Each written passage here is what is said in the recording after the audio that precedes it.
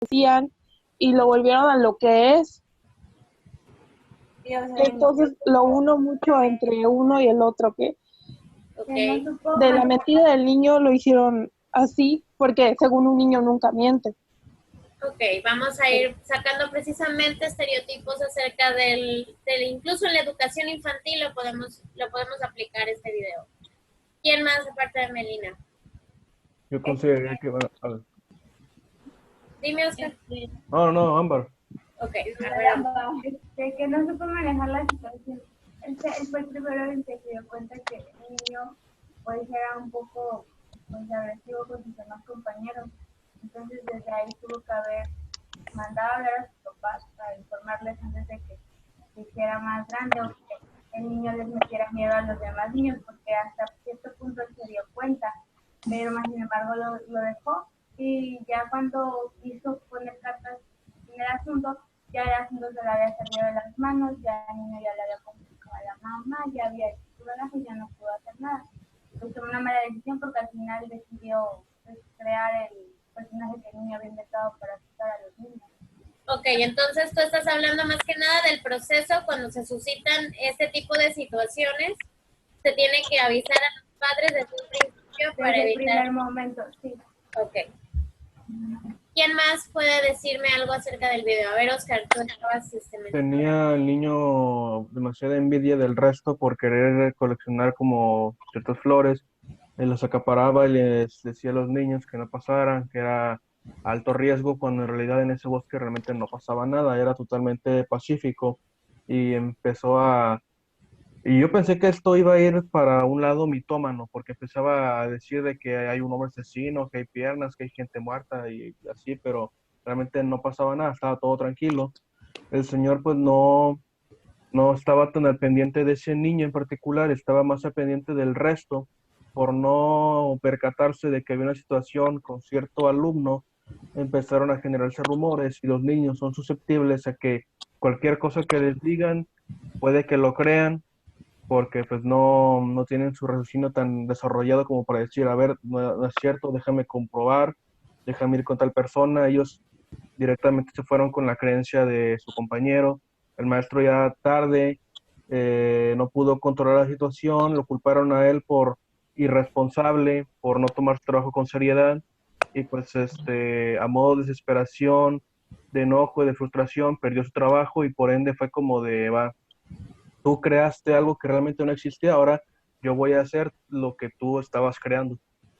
Ok, sí, al final fue un acto de venganza y hay muchas cosas de las que podemos sacar reflexión en este video a nivel psicológico, pero pues dentro del nivel educativo, que es lo que estamos viendo ahorita en teorías, sobre todo psicología educativa, creo que una de las cosas las mencionó precisamente Ámbar, es que al primer indicio de problemática en alguno de los niños siempre se debe de avisar a los padres, porque es una forma tanto de proteger al alumnado como de proteger también incluso a los mismos maestros o la escuela, porque no se sabe cuándo un problema, por pequeñito que sea, porque fue primero una mentira que a lo mejor pudiera parecer inocente para que el niño pudiera acaparar las flores, como lo mencionaba Oscar, pero se fue saliendo ya de perspectiva y de dimensión. Y el maestro, precisamente por no haber hecho caso desde un principio a la situación que se estaba viendo con el niño, pues también eso pues llegó hasta al punto en el que tuvieran que despedirlo. Otra de las cuestiones también que podemos sacar de esta situación es un estigma que se tiene muy común en que todos los niños dicen la verdad. Hay que tener mucho cuidado con ese estigma, porque no es cierto. No todos los niños dicen la verdad. Los niños saben manejar también saben manejar la mentira. Aprenden la mentira desde muy pequeños, pero su mentira el concepto de la mentira para el niño puede significar incluso una verdad, aunque sea para él. Pero la mentira ya la pueden manejar. Es un estigma que muchas veces todos los padres se tienen de que es que mi hijo me dice la verdad, es que por qué tendríamos que desconfiar de un niño, y es que cómo en un niño puede existir la maldad. Ya verán más adelante, su compañera Laura incluso se los puede mencionar en trastornos de la infancia, que hay ciertos trastornos en donde también vemos niños que ya saben manejar muy bien el concepto del bien y del mal, y que en muchas ocasiones incluso hacen cosas para obtener un beneficio y que pueden ser consideradas hasta crímenes o actos de violencia hacia otros con tal de poder conseguir lo que quieren. A nivel de otras perspectivas, podemos sacar todavía más material de este video, pero yo nada más me voy a quedar con la parte en la atención educativa que estamos viendo actualmente. ¿De acuerdo? No sé si alguien más quiera decir algún otro punto que se me haya pasado, Miriam. Bueno, no precisamente un punto, pero yo leí un libro referido a una situación. Se llama, no me acuerdo del primer nombre del autor, pero se llama Quiroga.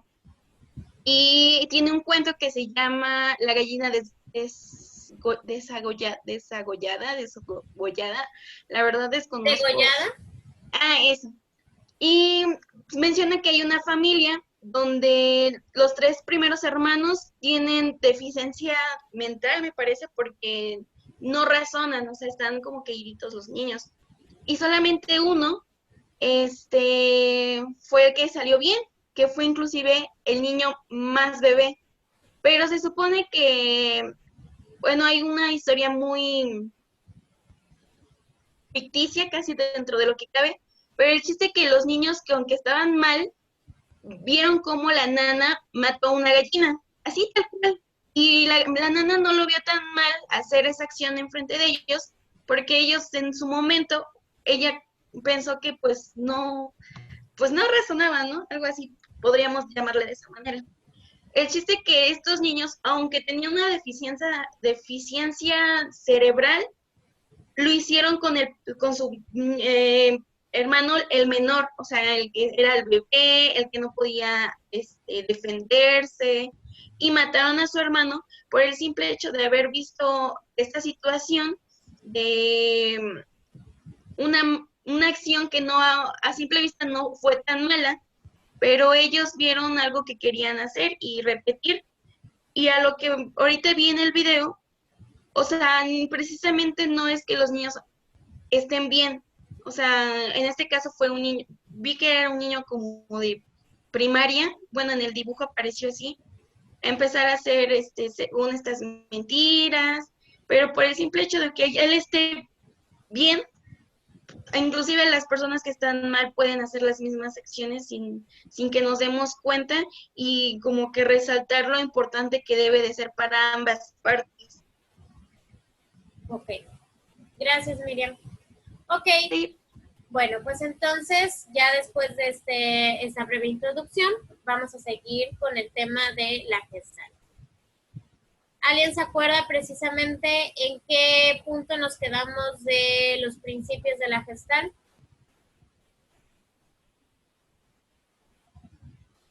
¿Quién se acuerda cuál fue lo último que vimos? Me acuerdo que decía algo muy común, La pero ley no de me acuerdo qué decía. Destino común. Eso. Sí, el destino común, precisamente. Y nos terminamos en ver esta diapositiva. Ok, vamos a hacer una breve retroalimentación solamente para recordar los principios básicos de la Gestalt, de cómo sucede la percepción. Y el primero que vimos fue figura fondo. ¿Quién me dice qué era lo de la figura fondo?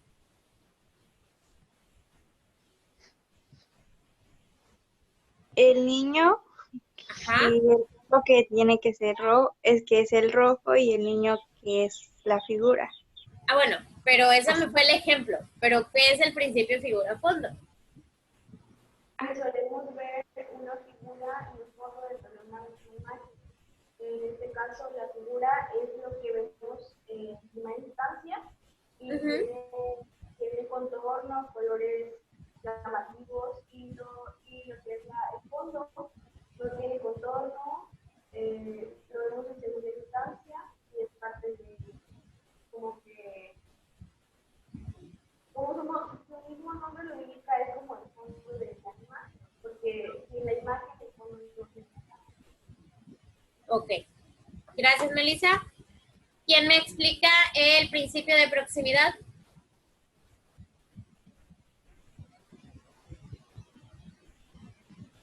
¿Lo puedo volver a explicar?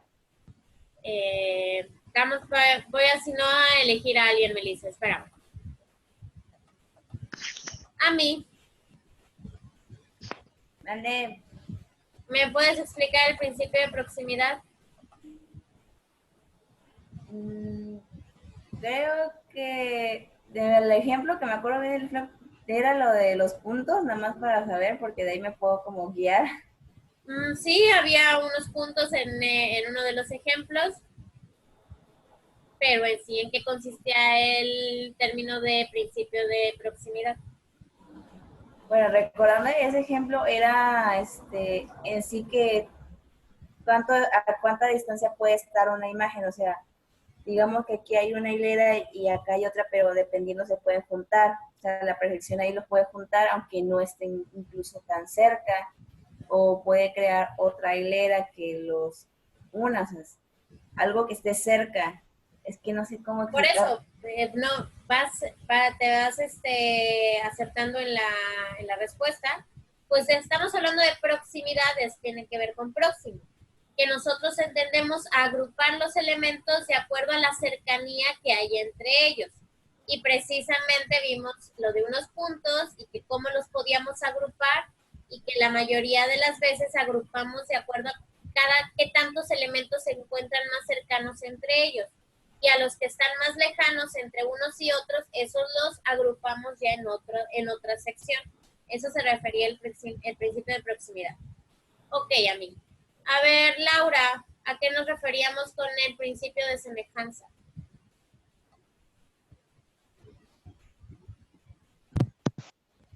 O sea, que pues obviamente tendemos a como a pensar que las cosas tienen algo de parecido, algo así. Ok.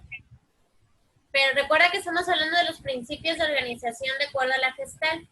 De acuerdo con la Nos semejanza. agrupamos según si se parece. Así es. De acuerdo a la semejanza, ¿en qué tipo? ¿Cómo? Ajá, la semejanza en base con qué. O sea, en base a qué agrupamos la semejanza. La figura. Esa sería forma. Ajá. Color. Forma, color. No me acuerdo. Textura. Textura y función. Tamaño también, ¿no? Sí, también son ya elementos que de acuerdo también al nivel de desarrollo de la persona va a ir agarrando sus propios campos semánticos para agrupar de acuerdo con la semejanza. Los primeros campos semánticos con los que aprendemos a organizar algo es figura y color. De ahí ya aprendemos a agrupar semejanzas de acuerdo a tamaño, de acuerdo a textura y de acuerdo a la función. Muy bien. Y el último que logramos ver que fue destino común, Melina, a ver, ¿te acuerdas en qué era el destino común? El destino común, por lo que yo me acuerdo, era sobre lo primero que vemos en la imagen y lo hacemos literalmente.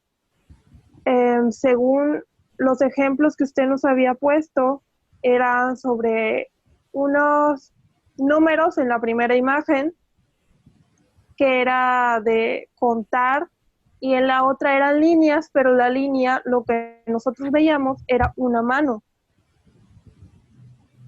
O sea, lo común, lo que veíamos.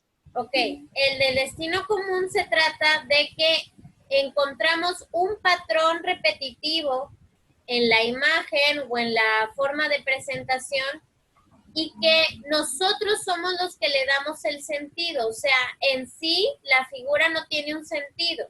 Nosotros somos los que les damos el significado o el sentido a esa percepción de acuerdo al patrón común que tengan las figuras entre sí. Como veíamos lo del ejemplo de la mano. En sí son solamente líneas y curvas, pero como tienen un patrón seguido, podemos ver que hay una mano. O en el caso de la educación, por ejemplo, en matemáticas, solamente vemos números separados, pero que le vamos encontrando un sentido común o un destino común y encontramos que es la serie Una de secuencia numérica. 2 en 2, así es. Muy bien, entonces seguimos ahora con el principio de sencillez.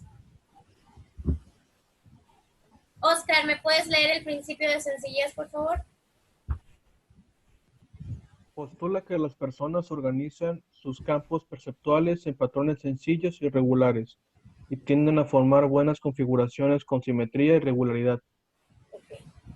Aquí nos está hablando de que nosotros podemos organizar un campo visual o un campo perceptual y lo reducimos a uno mismo. O sea, en vez de ver diferentes patrones, vemos uno solo. Por ejemplo, aquí.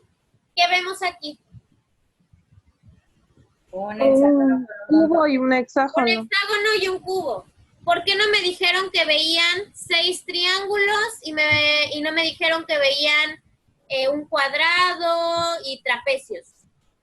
Uno, porque estamos hablando de sencillez y es agrupar, y dos, porque qué flojera contar. Bueno, Pero sí los vi, sí vi que había triángulos y no, cuadrados chiquitos. Solo con muchos triángulos. y está bien que me hayan respondido que es un hexágono y es un cubo, porque su principio de sencillez se los está marcando de esa manera. Cuando agrupar. vemos algo, agrupamos algo a que sea, en vez de una fracción de diferentes elementos, lo agrupamos a uno solo. Ah, bueno, pues lo que veo es un hexágono. De ahí, pues si ya lo puedo detallar más, es un hexágono formado por 6 triángulos. Pero a primera instancia lo que vemos es un hexágono y un cubo. No mencionamos, hay una figura ahí que está formada por 6 triángulos y otra figura formada por 2 cuadrados y 3 trapecios. A O eso dos romboides. o incluso se pueden decir, y acá hay un triángulo por acá y otro triángulo. Eso no lo hace nuestros principios de organización en percepción. Lo que percibimos a nivel del principio de sencillez es agrupar un diferente patrón de figuras a convertirlo a uno solo. Darle un sentido integral u holístico. Y por último, el principio de cierre. Aníbal, hazme el favor de leer el principio de cierre.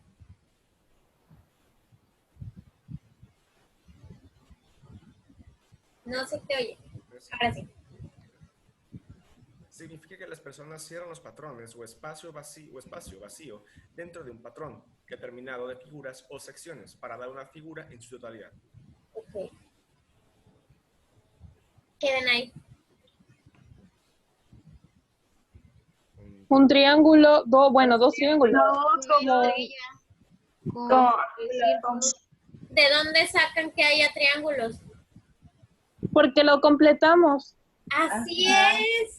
Hacemos las líneas y ya lo completamos. Las imaginamos, hacemos el cierre precisamente. A eso se refiere el principio del cierre. Nosotros logramos completar figuras o imágenes de acuerdo a un patrón que ya estamos siguiendo de manera perceptual o de manera inmediata. Y eso también lo aplicamos en la lectura. ¿No les ha pasado que luego están leyendo y terminan una palabra incluso antes de terminarla de leer? Sí. Ok, eso también es el principio de cierre a nivel perceptual. Nosotros ya tendemos a cerrar una imagen, una palabra o una secuencia de acuerdo, aunque esté incompleta, porque para nuestro cerebro no es posible la falta de elementos. Entonces los tiene que terminar, los tiene que completar para darle un sentido. Si no, para nosotros una imagen así no tendría ningún sentido. Solamente veríamos por ahí líneas y círculos medio cerrados, pero no tendría un sentido. Eso es lo que hace nuestra mente a nivel de la Gestalt para organizar la información, ya sea una organización a nivel de imágenes o una organización también a nivel conceptual. Muy bien, chicos. Voy a poner este pequeño video acerca de la Gestalt para que conozcamos precisamente de manera más sintetizada a qué nos referimos con la psicología de la Gestalt. ¿Qué figura geométrica diría usted que es? ¿Logran oír? Bajo, pero se escucha. Sí. Sí. Sí, maestra. Triángulo, ¿verdad? No cabe duda. Pues bien, no es un triángulo. Cabe mi mano, está abierto. Como ve, es un efecto óptico. Seguro que nos perdona esta broma. La mente tiene que funcionar deprisa en un proceso perceptivo. Si percibimos que una cosa puede ser, ¿para qué pensar que tal vez no lo sea? Hay que dudar poco, no hay tiempo. Se nos escaparían las cosas.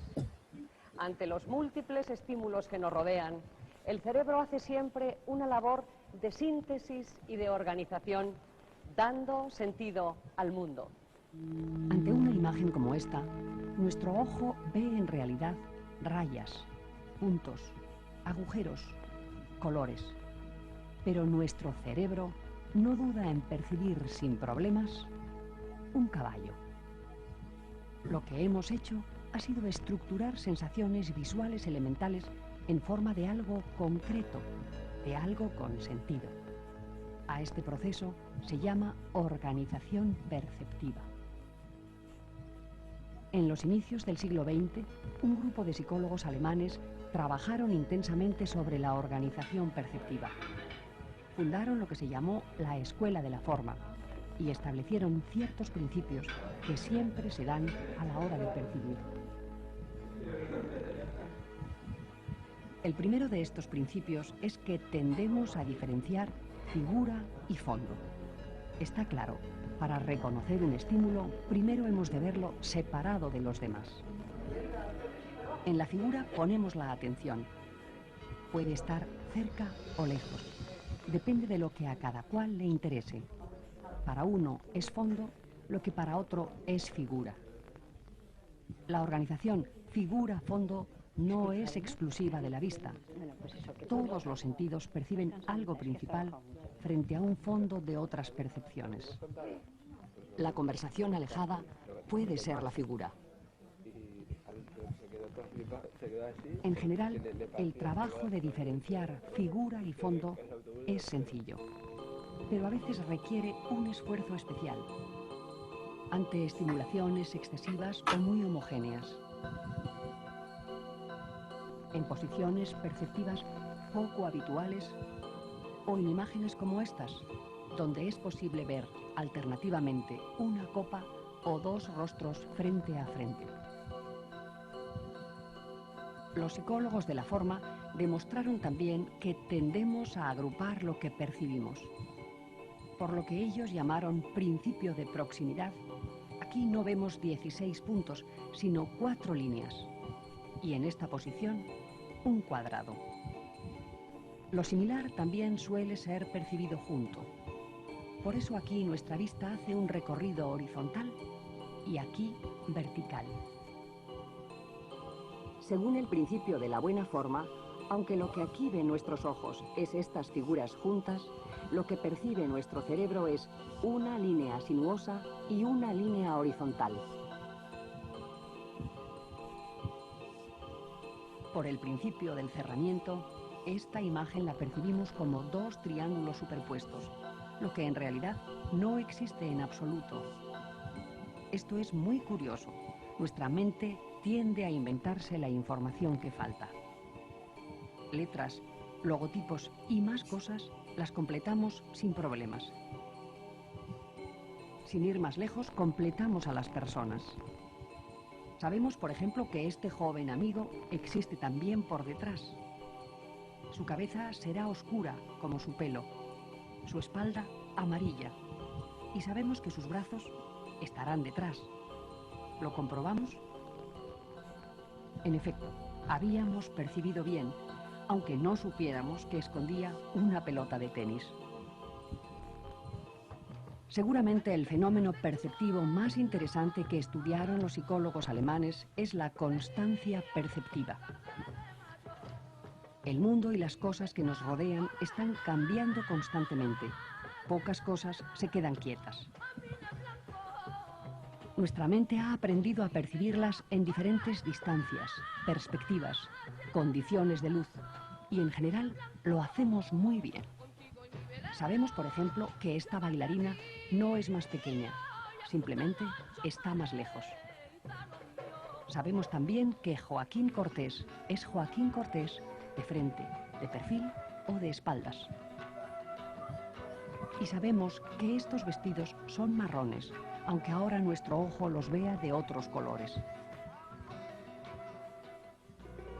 Aunque la mayor parte de nuestras claves perceptivas las hemos ido aprendiendo sin darnos cuenta, algunas nos son dadas al nacer. La percepción de profundidad es una de ellas. Se puede decir que nacemos dotados de miedo, o al menos de respeto, a los abismos, lo que constituye una garantía para nuestra supervivencia. Sin embargo, otra percepción importante, la de distancia, es aprendida. Aprendemos que las cosas más alejadas están más altas en el plano de nuestra visión. Que los objetos más próximos a nosotros se superponen a los más alejados.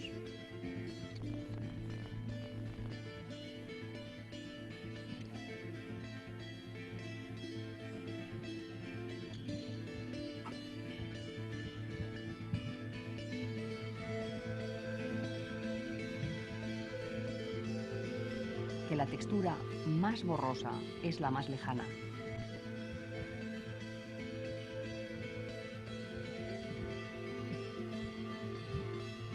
O que se mueve más deprisa lo que está más cerca. Y desde luego que las líneas de una carretera parecen converger en la lejanía. Eso es la perspectiva. Si todo esto lo aprendemos, después, curiosamente, lo aprendido es tan fuerte que también influye en el modo de percibir. Muchas de las ilusiones ópticas no son, como creemos, simples errores de percepción, sino influencias de lo aprendido. ¿Cuál de estas dos líneas es mayor? Aunque no lo parezca, las dos son iguales. Si claramente nos parece más grande la de arriba, es porque estamos habituados a percibir la perspectiva, según la cual lo alejado es más pequeño. También nuestros esquemas preestablecidos marcan la percepción. Tenemos bien inculcado en la mente que las patas delanteras de esta silla tumbada están más arriba que el respaldo. Por ello creemos que esta línea nunca sería la misma que esta. Ya ven, no es así.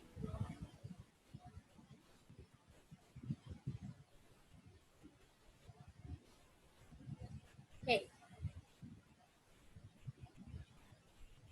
Ahora, antes de seguir, de acuerdo a lo que vimos de la Gestalt, ¿cómo aplicarían los principios de la Gestalt para la parte educativa? ¿Cómo podrían aplicarlos?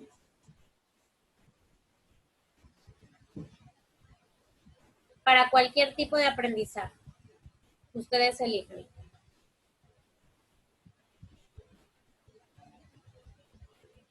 Pues solo se me ocurre en lo matemático, como cuando tienes que completar imágenes.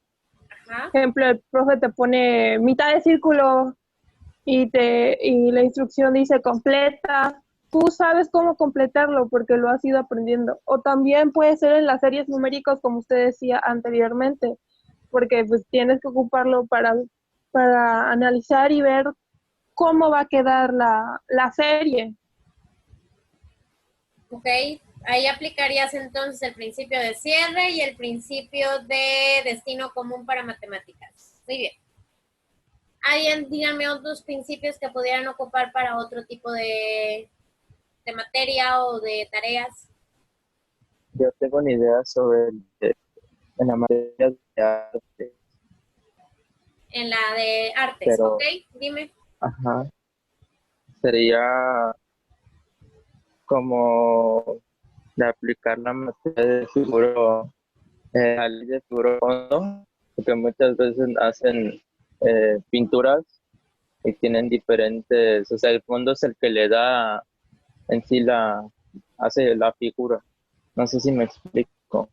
Ok, es para darle la perspectiva.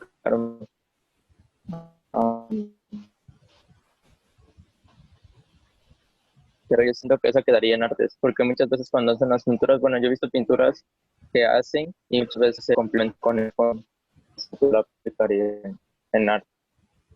Ok, tú lo aplicarías también en artes. Si les dijera que el concepto, el principio de organización figura-fondo también se aplica en la literatura, ¿cómo creen que se aplique? Como lo había mencionado hace unos minutos, es cuando nosotros terminamos incluso las palabras antes de leerlas. No, dije el principio de figura-fondo. Yo, profe. A ver, Miriam. Puede ser cuando el maestro escribe en el pizarrón, el fondo es lo blanco y los resaltantes son las letras. Dentro de lo que cabe, pues el niño identifica rápidamente, ya sea, bueno, en este caso creo que todavía en los de primaria, no, los de kinder todavía son de pizarra verde con gises blancos. Y obviamente ese contraste hace resaltar la figura, que en este caso son los números y las letras. Sin embargo, ya basándonos a nivel superior, que sería la secundaria y prepa, igual el pizarrón es blanco y ya los marcadores son como más llamativos para poder adquirir la atención del alumno. Bueno, yo lo vería de esa manera en cualquier tipo de materia. Ok, pero esa sería aplicar el principio de figura-fondo para llamar la atención de los estudiantes. Pero para la realización de una lectura, y en el claro del español y la literatura, ¿cómo crees que funciona el principio de organización figura-fondo en un alumno? Por la redacción. Para la redacción. Por la manera tan específica que se empiezan a dar como detalladamente un lugar, la persona lo empieza a imaginar, a recrear en su mente, porque si nosotros nos leemos una fábula, no hay mucho que imaginar, es simple una tortuga, una liebre y ya, ahí se acabó. Pero si me relatas un suceso, un evento particular, detalladamente, qué color tenían las paredes, cómo vestían ciertas personas, lo recreas en tu mente y a la velocidad que vas tú leyendo, va fluyendo mentalmente lo que está pasando. Ok. Ahí, ¿dónde sería la figura y dónde sería el fondo?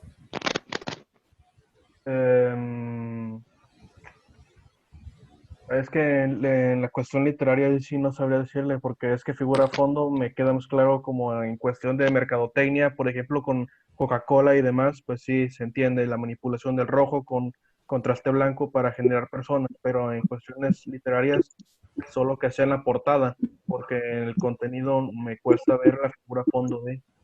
Ok. Yo creo que ya puede ser... Espérame. ¿Me estabas hablando, Marlene? Sí, podría ser, o sea, la figura sería los personajes y el fondo el escenario. Sí. ¿Cómo se En la cuestión literaria aplicaríamos el concepto de figura-fondo. Fondo sería la descripción precisamente de la ambientalización de donde se está llevando a cabo la escena. La figura es el diálogo, la figura es la acción de los personajes o de lo que estamos leyendo, y el fondo vendría siendo toda la contextualización que engloba esa acción. Al mismo tiempo, cuando estamos aprendiendo el concepto de lo que es una metáfora o lo que es una fábula, aplicamos el concepto también de figura-fondo, el principio de figura-fondo. ¿Por qué? En el cuento, por ejemplo, de Caperucita Roja, que es de las primeras fábulas que les enseñan a los niños. Si yo le pregunto a un niño que todavía no ha desarrollado el principio de figura-fondo sobre qué pasa en el cuento de Caperucita o qué aprendió del cuento de Caperucita, ¿qué es lo que me va a responder el niño? Una niña que va a ver a su abuelita y se la come un lobo. Te va a contar la historia. Más adelante el niño aprende a poder identificar los elementos clave, o sea, la figura real de lo que es el cuento de Caperucita. Y ya cuando un niño va aprendiendo esos elementos entre lo que es el fondo y lo que es la figura, va a aprender entonces que lo que pasa en el cuento es que no debemos de irnos por las acciones fáciles, no debemos desobedecer las instrucciones de nuestros padres, el aprendizaje real que nos marca el cuento de Caperucita Roja. Ahí también aplicamos el principio de figura-fondo. El fondo va a ser precisamente todo lo que sucede en Caperucita Roja. Y la figura es realmente el aprendizaje de lo que estamos viendo en Caperucita Roja. Ahí también aplicamos el principio de figura-fondo. Solamente, por eso les dice, no nada más es en la parte visual de lo que veamos en las imágenes o como lo vemos en campañas publicitarias, que las campañas publicitarias es uno de los mercados favoritos de la Gestalt, porque es bastante compatible con cualquier tipo de nivel cognitivo de la vida. Por eso hasta un niño de 2 años puede identificar que es un logotipo de Coca-Cola o es el logotipo de Bimbo. Porque la imagen es lo que mejor se crea grabado en la mente de una persona. Pero también en las palabras, en la lectura, podemos aplicar el mismo principio de figura-fondo. Ok. ¿Alguien más me puede decir en qué más podemos aplicar la Gestalt? Una sola persona más.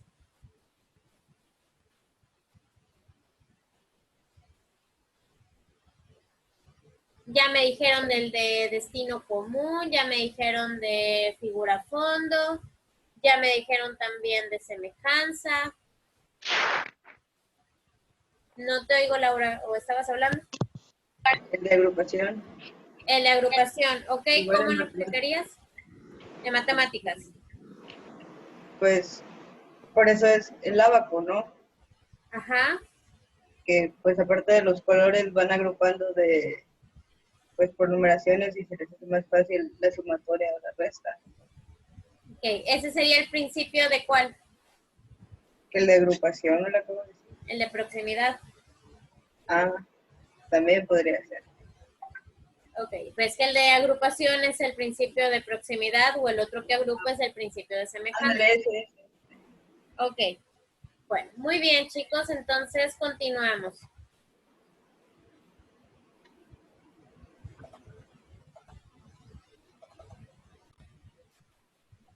Ya que terminamos de ver la Gestalt y que generalmente estamos hablando a cuestión perceptual de imagen, otro de los puntos clave que tenemos que ver es acerca de la imaginería.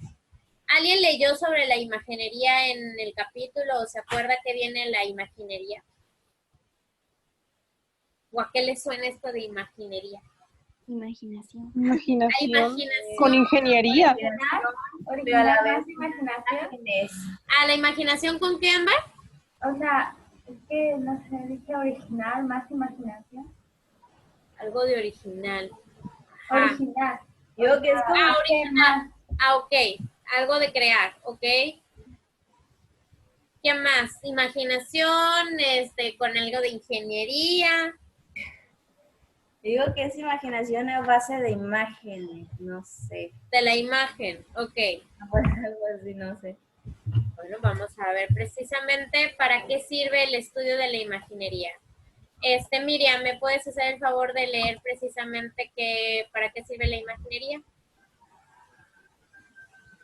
Es fundamental para el estudio de la memoria de largo plazo. Se refiere a las representaciones mentales del conocimiento en la que se incluyen las propiedades físicas de los objetos o acontecimientos representados. Las personas usan la imaginería para representar conocimiento espacial. Las personas utilizan imágenes para representar conocimientos, no resuelven de manera directa el problema de hasta qué punto las imágenes corresponden a los objetos reales. Ok. Aquí estamos hablando van bien sobre la imaginación, que una de las formas fundamentales de poder conocer el mundo o crear nuestras propias relaciones de la realidad es a partir de las figuras o de las imágenes. De niños, ¿cuáles son precisamente las figuras que nos enseñan? Muñecas. Cuentos, los personajes de los cuentos y cosas así. Desde a los niños de preescolar les enseñan primero los cuentos. No. Figuras geométricas. Las figuras geométricas. Las figuras geométricas. Aquí ya vamos a hablar incluso de la cuestión del desarrollo en el dibujo. ¿Cómo es el dibujo primero en nuestra vida? ¿Cómo dibujamos? Palitos con palitos y bolitas. No es cierto. ¿A poco? Bueno, hay luego niños que hacen un círculo para la cabeza, pero lo hacen como cosa extraña. ¿Sí? Un niño de 10 meses te va a hacer ya una cabeza. Bueno, es que no me especifique. Rayones. Rayas que dicen que es algo y solo ves rayas. Se llaman garabatos.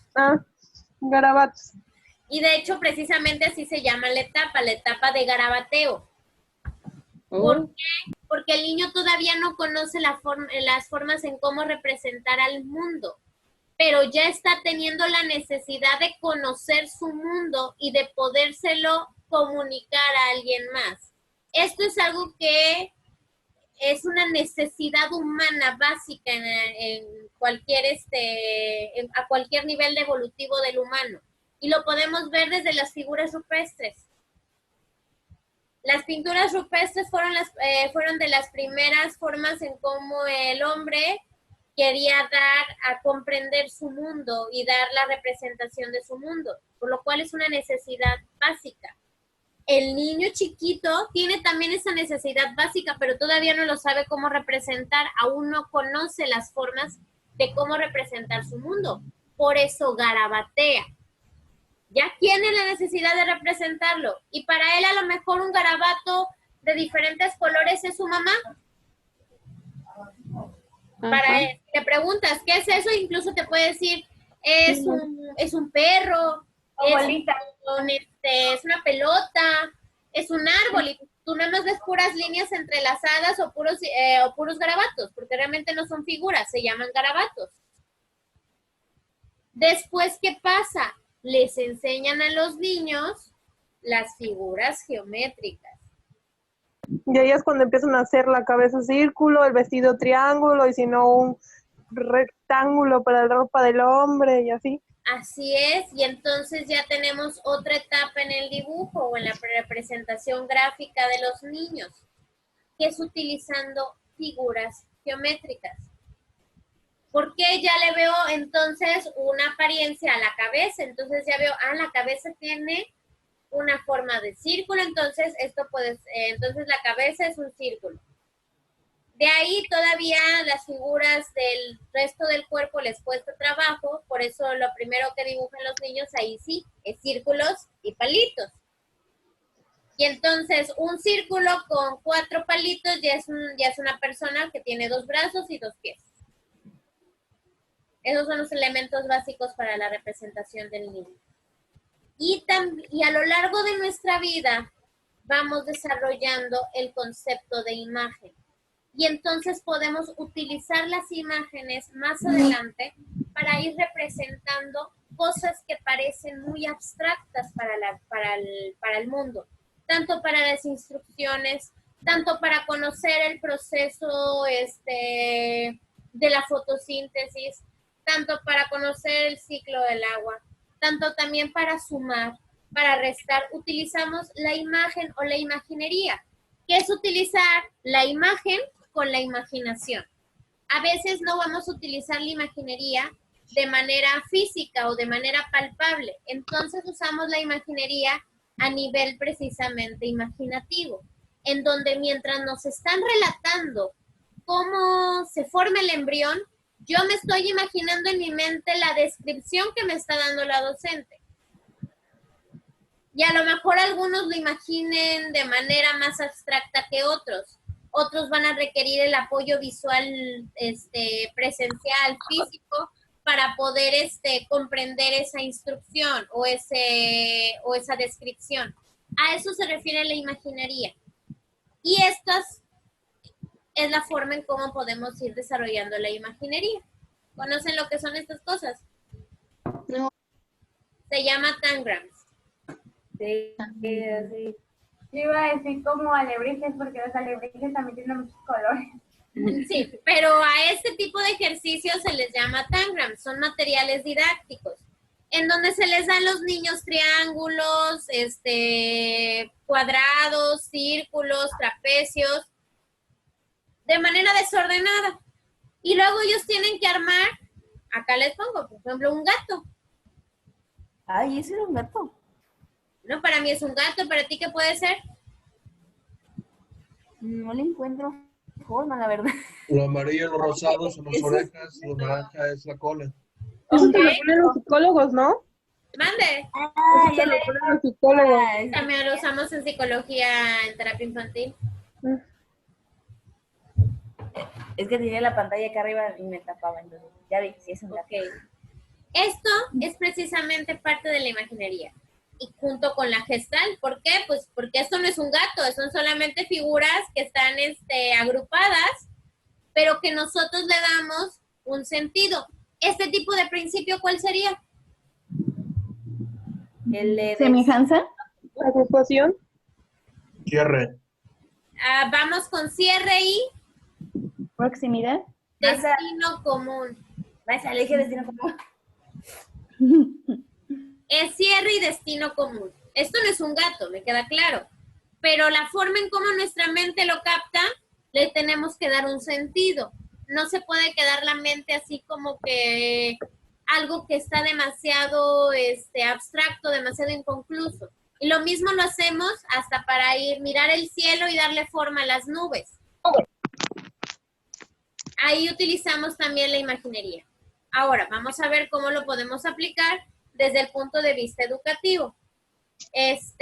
Ámbar, léeme el primer párrafo de la forma en cómo se puede aplicar la imaginería en el aula. Uso de la imaginería en el aula. La imaginería se puede utilizar para mejorar el aprendizaje.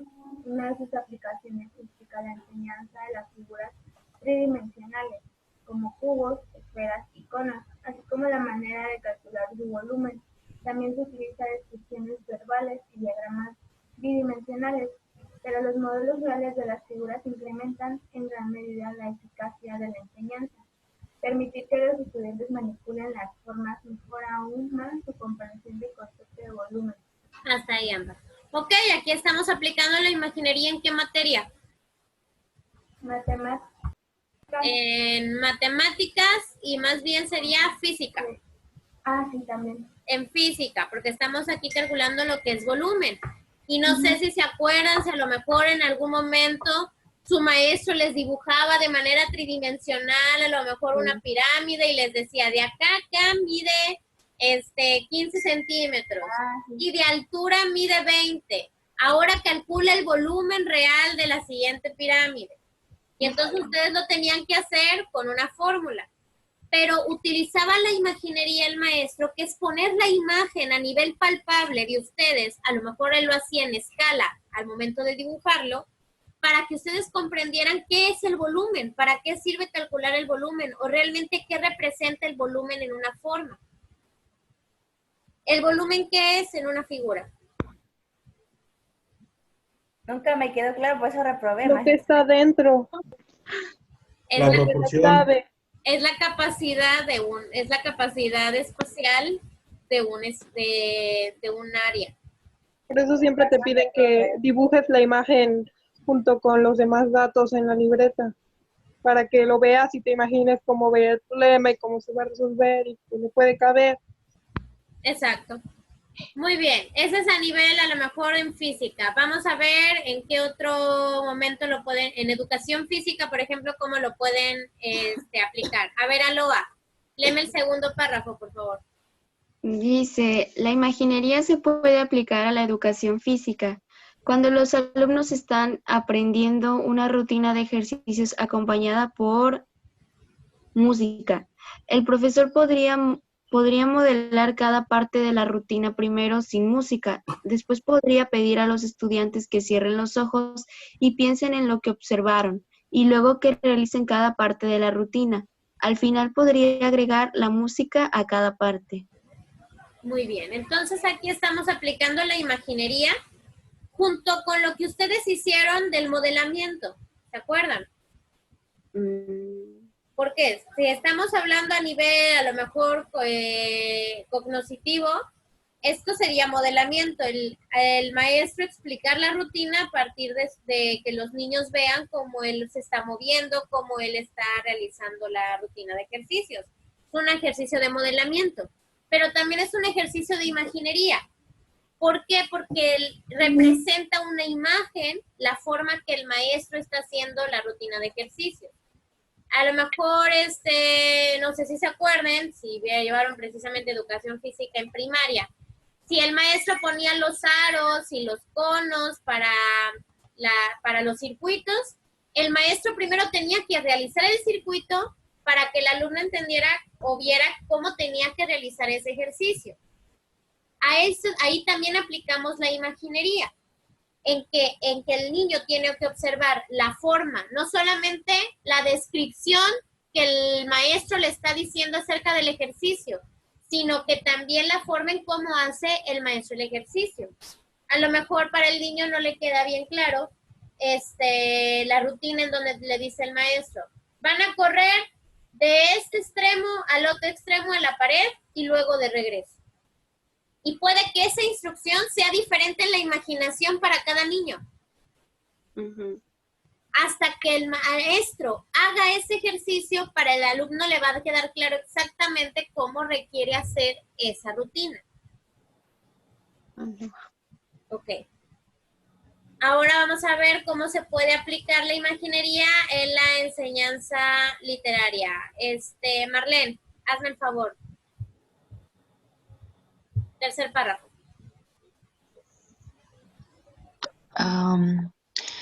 También ay, es que no veo bien. Sí, la imaginería también se podría utilizar en la enseñanza de... no sé, no sé. Sí, en enseñanza de literatura, sí. Maestra, voy a apagar tanto la cámara porque estoy muy de cerca. En el caso de una unidad sobre cómo redactar un párrafo en el que se den instrucciones para realizar una tarea, Katy Stone pide a sus estudiantes de tercer grado, que piensen en los pasos individuales. Por ejemplo, para preparar un emparedado de mantequilla de maní y mermelada. Una vez que terminan de imaginar la tarea, pueden visualizar cada paso mientras la anotaron. Ok, gracias Marlene. Aquí estamos aplicando también la imaginería, porque recuerden que tiene que ver tanto con la imaginación. ¿Por qué creen que aquí les está diciendo que primero se imaginen antes de redactar? Para que lo puedan ¿Para que puedan qué? comprender. Para que puedan comprender. Para que puedan seguir los pasos. Ok, seguir los pasos, ¿en qué te ayuda? Saber la secuencia en la que vas a hacer cada... Ok, eso se llama generar una estructura. La imaginería te ayuda a generar estructura, porque si no, tu mente estaría revuelta al momento de escribir un párrafo si primero no te visualizas qué es lo que quieres expresar. No sé a quién les pase eso, ¿verdad? Pero cuando no te haces una estructura primero de manera mental al momento de redactar un párrafo, por eso se tienen problemas de redacción, porque se escribe tal y como se está pensando en el momento de manera bruta. Cuando hablo de manera bruta no les estoy diciendo bruto, sino bruto quiere decir que está en un proceso no detallado, que lo hacemos lo hacemos al madrazo, al ahí se va. A eso se refiere el hacer algo en bruto. Y entonces así dejamos el párrafo y por eso no tiene sentido, no tiene secuencia, no tiene lineamiento. En este caso, la imaginería a nivel de la literatura sirve primero, visualizo qué es lo que quiero decir, cuáles son los elementos clave que tiene que decir mi párrafo y de ahí lo ordeno. Ya que lo ordené mentalmente, entonces ahora sí lo puedo expresar en el párrafo. ahora cómo lo podríamos en un seguimiento de instrucciones. Amairani, siguiente párrafo de este lado, los profesores de arte.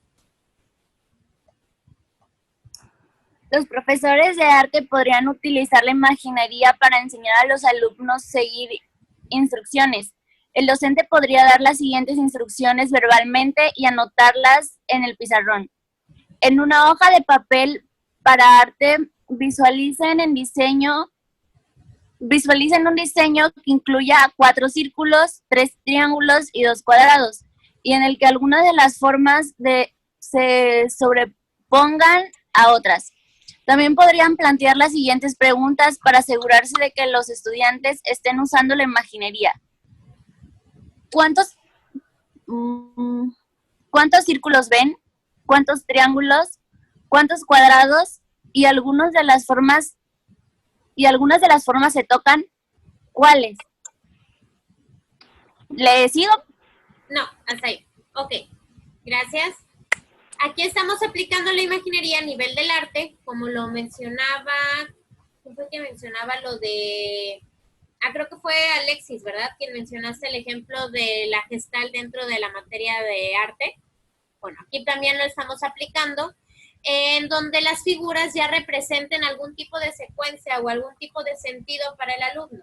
Como cuando a lo mejor les están enseñando a dibujar frutas. Y entonces ocupamos diferentes formas, como para un racimo de uvas. Y entonces vemos qué figuras podrían parecerse a las uvas, pues los círculos. Y los círculos tendrían que ser de tamaño pequeño. Y los círculos, ¿cómo deberían de estar agrupados para que asemeje un racimo de uvas? Pues a lo mejor van a estar formados en una pirámide o en un triángulo invertido. Así se van formando precisamente los esquemas para el dibujo que pueden ser utilizados primeramente a nivel de la imaginería. Primero visualizarte cómo voy a formar esa figura antes de poder expresarla. Siguiente forma en cómo se aplica la imaginería, Joana. Los profesores de baile podrían pedir a sus estudiantes que cierren los ojos mientras escuchan la música que usarán en un baile.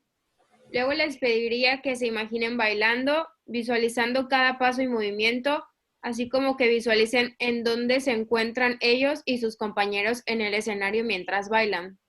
Ok, aquí aplicaríamos la imaginería para enseñar a bailar. Eso sí es súper real, porque a mí me pasa. Ok. En este apartado de la imaginería, es que el niño se imagine o el alumno se imagine qué tipo de movimiento va con ese ritmo. ¿Por qué? Hay movimientos que no van con todos los ritmos. Entonces, ayudamos a que el alumno, a partir de su imaginación y la imaginería, funcione asociando un paso con algún tipo de ritmo en específico. Y que ya cuando se vaya soltando, entonces podremos aplicar ya una estructura en el baile. Pero primero hacemos que el alumno se sienta cómodo o se sienta más que nada coherente entre un movimiento y un ritmo. Por último, Arlet.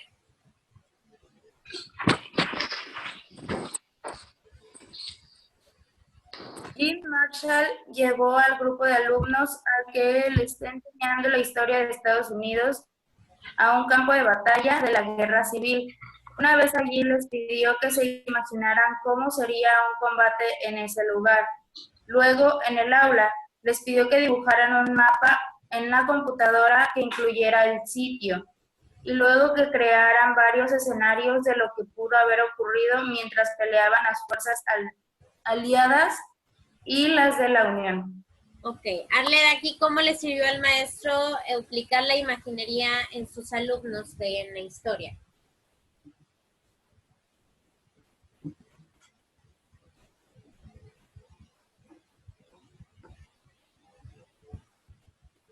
Arled, si estás hablando, tienes el micrófono apagado. No, estoy pensando en qué decir. A ver, Gaby, ayúdale a Arlet, ¿para qué le sirvió al maestro aplicar la imaginería en la materia de historia? Estoy pensando, maestra. Maestra, podría ser para imaginarse, digamos, la estructura del mapa, el contexto de donde iba a suscitar la guerra. O sea, el escenario como tal, el espacio que iban a tener. Y de ahí poder dibujar un mapa y trazar los puntos donde podrían pasar. Ok, ahí sí, podría ser una de las razones por las que a lo mejor el maestro aplicó la imaginería. Para precisamente una de las primeras, estimular al alumno a la motivación de la materia de historia, a lo mejor de esa guerra. O si estaban estudiando algún tipo de guerra específica, ¿por qué le llamaron de esa manera de acuerdo al lugar en donde se encontraba? Como en el ejemplo de la guerra de las trincheras, muchas veces a los alumnos no tienen idea de bien a qué se refiere el término de trinchera. Y les dicen, no, pues es que eran hoyos que hacían en la tierra. Y un niño se puede imaginar 10,000 cosas de cómo puede ser un hoyo en la tierra. De hecho, sí es cierto, porque yo en historia eso he tenido problemas. O sea, sí le entiendo, pero no lo llego a comprender. Y cuando llegamos a esos temas, dije, ok, explícame qué sucedió, y me tenía que imaginar todo el rollo en mi cabeza. Y dije, ok, ya le entendí. Pero así leerlo solo nunca le pude entender. Siempre me tenía que imaginar toda la historia. Así es. Y ya después, hasta cuando vemos en películas bien que era una trinchera, hasta dices, no tiene nada que ver con lo que yo me imaginaba con el hoyo en la tierra. Pero precisamente por eso el maestro lleva al mismo espacio, al mismo campo donde se llevó a cabo la batalla, para que el alumno aprenda o logre visualizar bien cómo se llevó a cabo esa batalla, o incluso hasta pueda visualizar por qué un ejército le ganó al otro de acuerdo al espacio en donde se encontraba. Muy bien. Con esto terminaríamos la teoría del procesamiento de la información. Van a hacer un ejercicio feedback en la plataforma. Está en el apartado de ejercicios. Les voy a mostrar.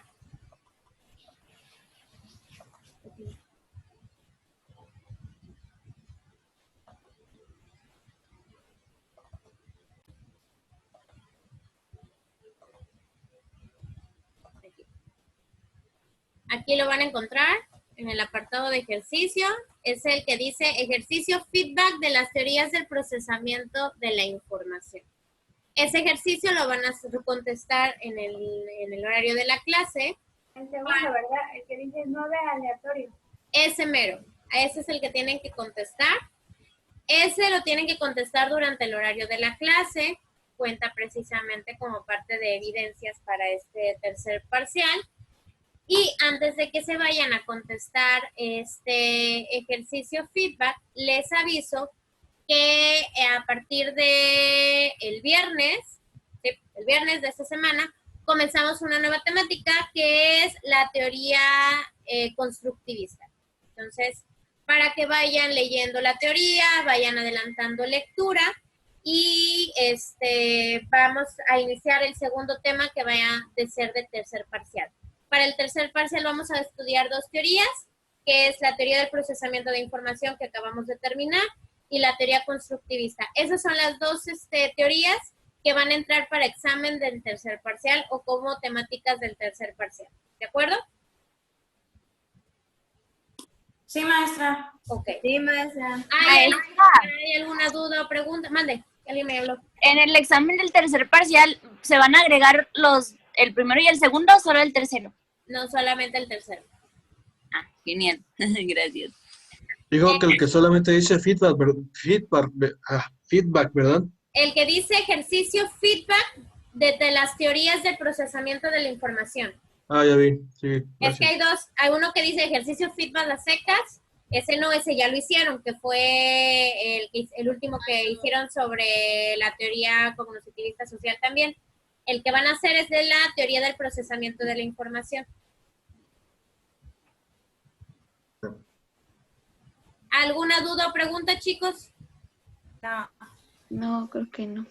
Ok, entonces, ¿cuál es la teoría que vamos a empezar el siguiente viernes? Constructivista, correcto. Paso lista, nada más para ver quiénes eran los que me faltaban hace rato. Fabiola, ya te conectaste, ¿verdad? Como que ya me conecté. Es que cuando pasé Lisa todavía no entrabas. Miriam también ya estabas. Y Aloha. También Marlene. Ok. Bueno, chicos. Entonces, los dejo para que puedan hacer su ejercicio feedback y que les dé tiempo en el horario de la clase, ¿de acuerdo? Sí. Vale, pues. Ahí me escriben si tienen alguna duda. Nos vemos. Bye.